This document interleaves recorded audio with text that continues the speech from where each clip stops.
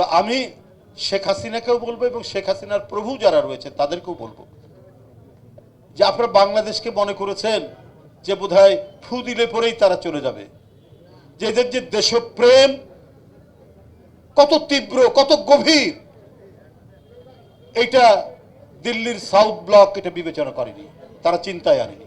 ওরা মনে করেছে শেখ হাসিনাকে রেখে দিলেই তো আমাদের পারপাস হয়ে যাবে। কিন্তু যাত্রাবাড়ি, উত্তরা, গাবতলী থেকে লাখে লাখে লোক যে বেরিয়ে এসে শেখ হাসিনাকে বাংলাদেশ থেকে যে তাড়িয়ে দিতে পারে এটা ভারতের নীতি নির্ধারকরা বুঝতে পারেনি।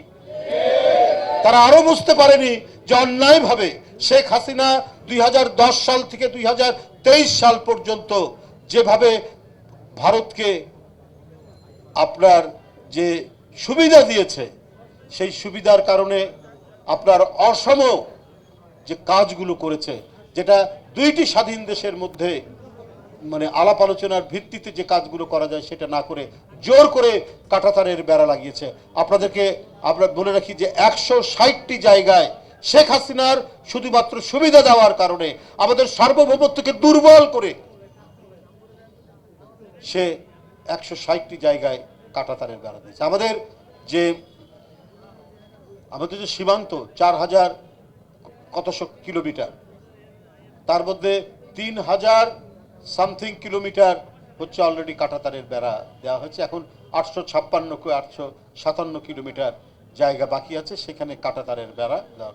আন্তর্জাতিক যে নিয়ম বিধিবিধান এবং দুই দেশের মধ্যে সময়ে সময়ে যে চুক্তি হয়েছে, আলাপ আলোচনা হয়েছে, সেটাও মানছে না যে শূন্য রেখা থেকে 150 গজ দূরের মধ্যে কোনো উন্নয়ন পরিকল্পনা হবে না, হতে গেলেও দুই দেশের মধ্যে আলাপ আলোচনা করতে হবে। সেগুলোর কোনো কিছুই তারা না মেনে কাঁটাতারের বেড়া দেওয়ার চেষ্টা করেছে আপনার লালমনিরহাটে বিভিন্ন জায়গায়।